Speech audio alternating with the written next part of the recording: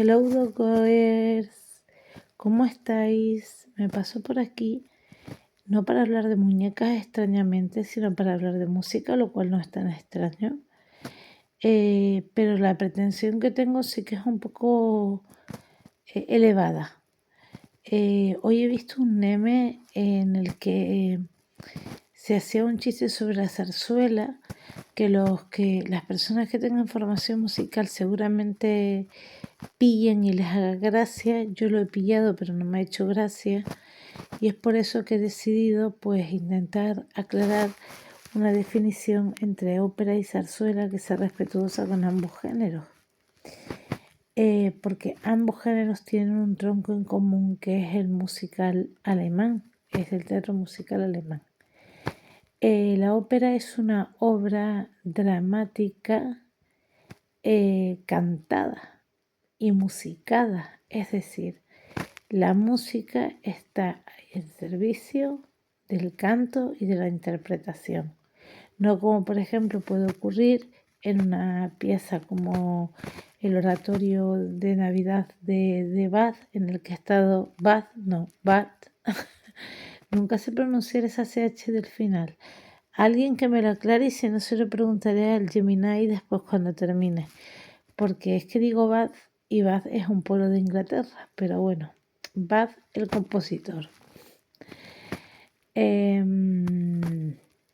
Soy nula para pronunciar ese sonido CH al final. Bueno, pues lo que decía, en una obra como el Oratorio de Navidad, la voz está al servicio de la música, completamente al servicio de la música. Esta no es la diferencia entre ópera y zarzuela, porque tanto en la ópera como en la zarzuela hay la voz prevalece y la interpretación prevalece a la música, o más que prevalecer, es complementaria con la música, no es superior. O sea, están al unísono, tienen la misma importancia. De hecho, hay óperas que son musicalmente bastante pobres y que sin embargo son grandes óperas.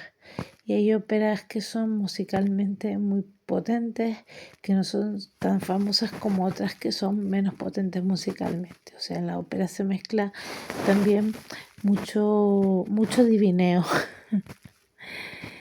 Y bueno, ¿qué pinta la zarzuela dentro de todo esto? Pues la zarzuela es una deriva particular que tiene la ópera en español. De hecho, durante mucho tiempo se le llamó el género chico. La ópera llega a España sobre todo con Isabel de Farnesio, que la trae de Italia. Y en España la tradición pasa rápidamente, o bueno, no sé si tan rápidamente, pero vamos, que tiene un tránsito, vamos a decir, fluido de la corte a las costumbres populares. De ahí es donde nace la zarzuela como un género que se representaba, un tipo de representación que tenía lugar antes de las grandes óperas. Entonces, la zarzuela era una especie de sesión de cine, primera sesión, para luego ir a la última sesión donde daban las palomitas gratis, ¿no? Que eran la ópera. No obstante, la zarzuela, al igual que la ópera, tiene una parte dialogada, tiene una parte interpretada y tiene una instrumentación importante. Hay muchísimos autores de zarzuela en España. En otro vídeo os contaré o os pondré luego en la caja de descripción quiénes son los más importantes, porque ahora de memoria me vienen algunos nombres, pero son un poco antiguos, como José de Nebra, que no se puede considerar zarzuela en sentido estricto, es más bien música barroca. Me viene a la mente Chapí, que es el del famoso Mantón de Manila y la verbena de la paloma. pero hay muchos más nombres importantes en la historia de la zarzuela y quiero recomendaros un libro y poneros en la caja de descripción no solo la referencia del libro, sino también algunos nombres interesantes por si queréis bichear en Spotify. Atención, porque la zarzuela, a diferencia de la ópera, es mucho más dialogada y los diálogos, y al revés que la ópera, donde el género bufo suele estar, no sé si peor visto, pero es más escaso, lo dramático se impone, sobre todo en el belcantismo, en la época del belcantismo. En la zarzuela, lo bufo, lo popular, la forma de hablar de la gente de la calle, todo eso tiene un papel predominante versus la ópera, ¿no? Que es como un poco más, no voy a usar la palabra elitista porque no es elitista, igual que hablar de forma popular no es populista, pero la zarzuela tiene esta, vamos a decir, esta peculiaridad. Se utiliza el lenguaje de la calle, sobre todo las tramas son enredos y comedias, sobre todo, aunque como en todas partes hay alguna dramática, pero al contrario que la ópera, donde quizás el género bufo es bastante más excepcional, en la zarzuela pasa lo contrario. Sé que estoy resumiendo muchísimo y sé que estoy quizás faltando al rigor en algunos puntos. Quien tenga más formación que yo que lo diga, pero creo que era necesario hacer esta distinción. Toda la tradición del teatro musical europeo y luego el que pasará a Estados Unidos con obras como la mítica West Side Story de Leonard Bernstein, por ejemplo. Hay una versión muy bonita cantada por José Carreras, creo que yo he hablado de ella ya aquí y la he mostrado, pero también la pondré en la descripción. Toda esta tradición bebe, tanto la europea como la americana, de un tronco aún más ancestral, si podemos usar esa palabra, que es las representaciones dramáticas donde se utilizaba el disfraz, la música, el baile, el canto, el recitativo en las funciones chinas, en la ópera de Pekín, que es patrimonio de la humanidad, por cierto. Y bueno, chicos, nada más, os dejo con la promesa de dejaros en la caja de descripción mañana el nombre del libro de historia de la zarzuela, en el que podéis criticarme y podéis indagar en esto que es propio de los españoles y que, bueno, y es interesante.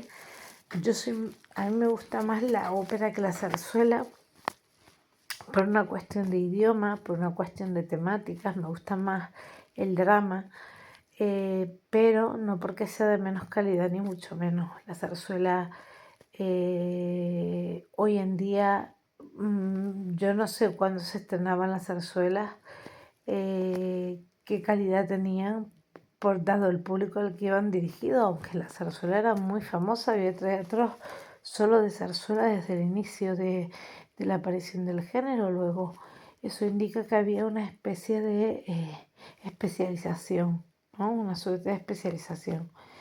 No obstante, hoy en día la calidad de las zarzuelas es bárbara. Lo más importante en la zarzuela es quizás que se entienda, porque cuando están cantando zarzuelas españoles y no vocalizan y no se les entiende cantar, es bastante frustrante. Cuando lo hacen extranjeros muchas veces vocalizan mejor y si ellos no vocalizan pues también es frustrante. Porque cuando vas a la ópera normalmente todos pronuncian muy bien el italiano, el alemán o el idioma que toque, que normalmente es italiano. algunas ocasiones alemán y en algunas ocasiones hasta creo que hay versiones en inglés de alguna ópera. Pero me voy a callar porque puedo meter la pata. Pero creo que sí. Creo que el Mesías tiene una versión en inglés, pero no es una ópera. O sea que me voy a callar. Alemán e italiano son los idiomas de la ópera. Y los cantantes no fallan. Y con esto no quiero decir que el cantante... Hoy en día el cantante de ópera canta también zarzuela. Y son... o sea... no hay quizás esa rigidez que había al principio, donde eran las cupletistas las que hacían los papeles en zarzuela. Hoy en día son cantantes líricos, con lo cual la naturaleza de la zarzuela ha evolucionado de un género extremadamente popular a un género mucho más pulido, pero que tiene ese hándicap de la lengua. Todavía queda bastante por hacer, por mejorar la dicción de los cantantes en zarzuela, o por lo menos esa es mi experiencia. Yo estuve el pasado septiembre, fue la última zarzuela que vi, la disfruté, pero me quedé con ese sabor de por qué no se entienden los cantantes líricos cuando cantan zarzuela. Y bueno, hay una anécdota muy famosa y es que Alfredo Kraus nunca cantó una zarzuela.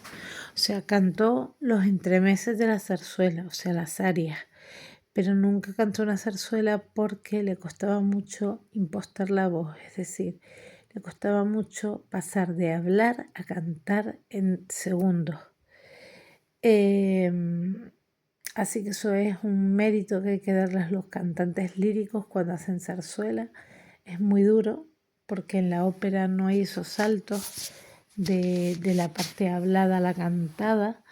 Hay veces en las que cuando se está cantando se está dialogando, pero es mucho más suave la transición, ¿no?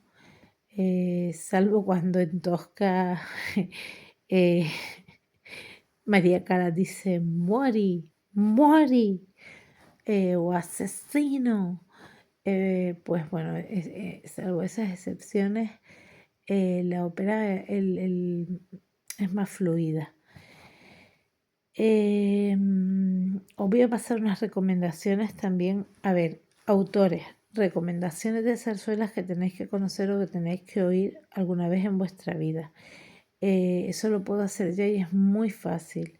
Un manojo de Violeta, la versión de Teresa Berganza. Ya os pasaré si encuentro algún link.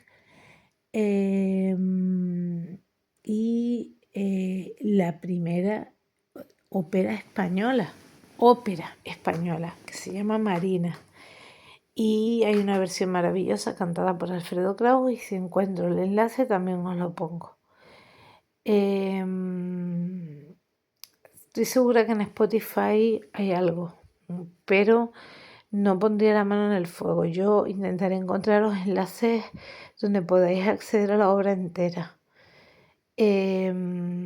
Y bueno, chicos, con esto voy a ir cerrando el tema. Es un tema que da para hablar muchísimo, muchísimo y cuanto más lees, más mata para hablar. Por eso os voy a recomendar esa historia de la zarzuela que a mí me pareció muy interesante, pero que no he terminado de leer porque se me han impuesto otras prioridades y he tenido que soltar y alternar con tiras de Snoopy, como habéis visto que me ha traído el Papá Noel, y porque es lo que necesito ahora mismo, la verdad. Pero bueno, os dejaré lo que os he dicho. Espero que disfrutéis, que no menospreciéis la zarzuela, que no menospreciéis la música hecha en España, que no penséis que la ópera es algo de gente rica o de gente extremadamente elevada o oculta. En la ópera todos nos disfrazamos porque forma parte de una especie de código de conducta, aunque luego cada persona va como quiere, pero yo, por ejemplo, me disfrazo, yo me visto intento vestirme con ropa de fiesta, pero no es obligatorio, o sea, esto no es como en el pasado, ¿no? No necesitas tener un código de vestimenta para poder acceder, no necesitas tener, solamente necesitas tener el poder adquisitivo para comprar la entrada, pero eso también un concierto de Rosalía, ¿no? Entonces, bueno, yo con esto hago un llamamiento a todos los que me podéis escuchar a que honréis el patrimonio musical de España, que es muy importante. Yo le estoy dando vueltas a esta cabecita porque quiero trabajar un poco sobre eso y ya os contaré más adelante si las cosas van saliendo.